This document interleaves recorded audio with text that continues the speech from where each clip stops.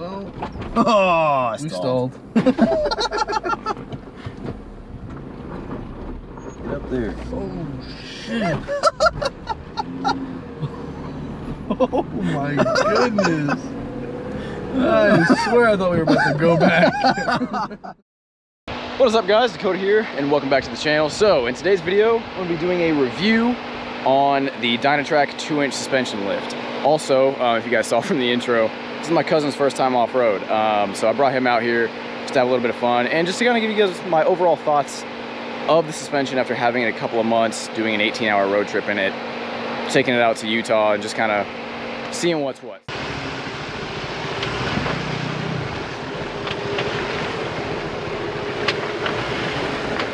Alright guys, so basically what I wanted to do is give you guys my overall impressions of the lift.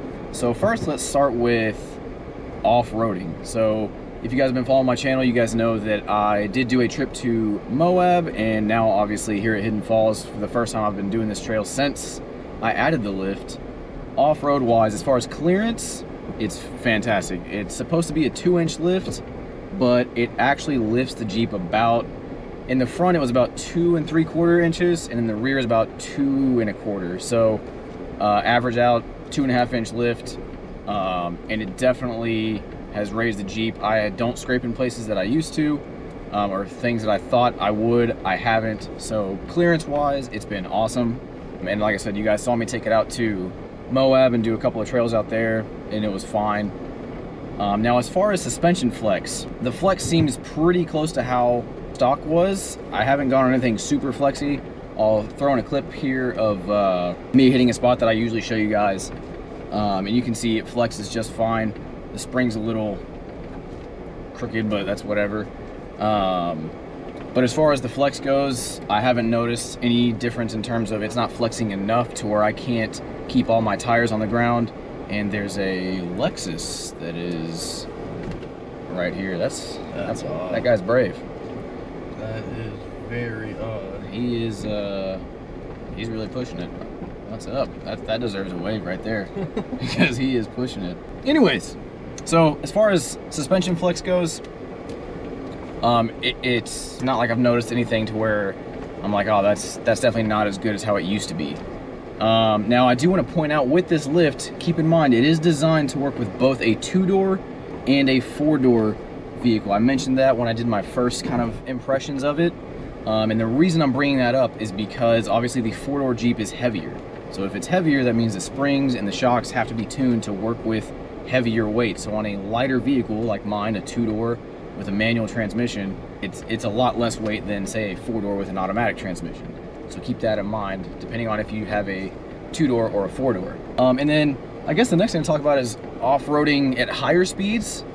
So when I did the Elephant Hill Trail, there was a section called Devil's Lane where you could get up to about 30, 40 miles an hour, which in a Jeep is moving fast off-road. For a Raptor, that's really nothing. But it handled it fine, and it soaked up the bumps at no problem at 40 miles an hour, and it was very stable. And as far as loading things up, as far as overlanding, I had a bunch of gear in the back, stuff that was overkill, and it held up to that weight just fine. It wasn't sagging or anything like that.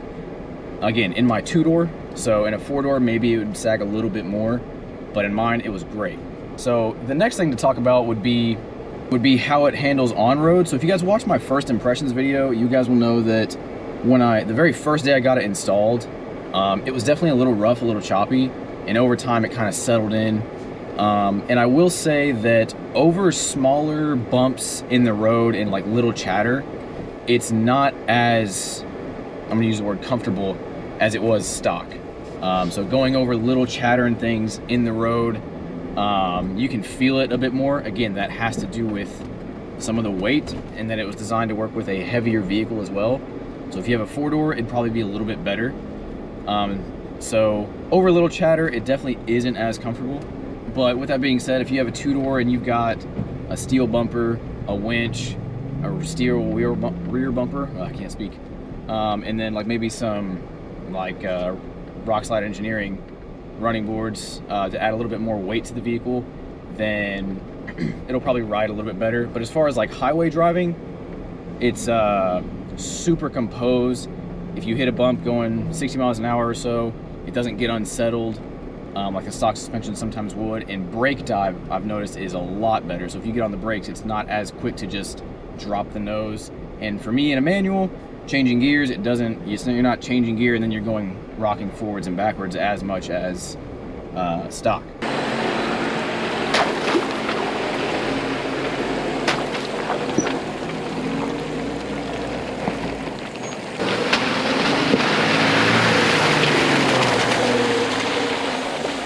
All right, guys, so this is my cousin, Austin, and this is his first time being out hitting some trails.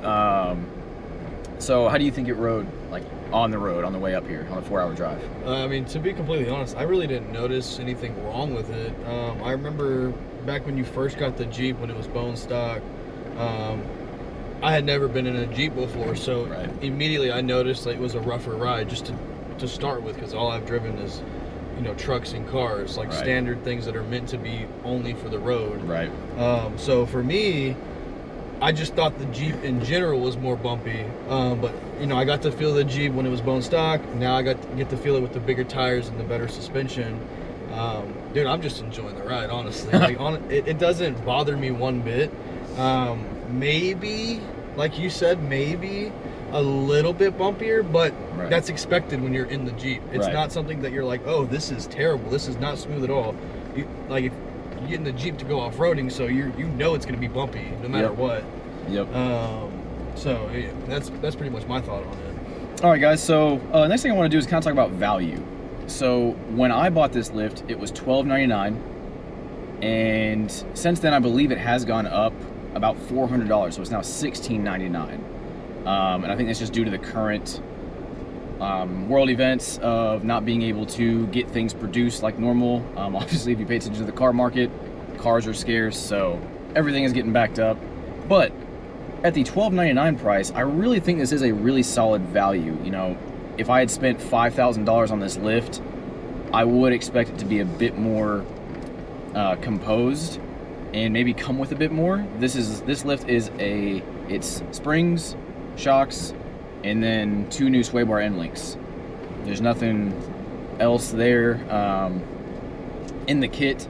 So for $1,299, I think it's really awesome. And again, this is designed to work with both a 2 and a 4-door.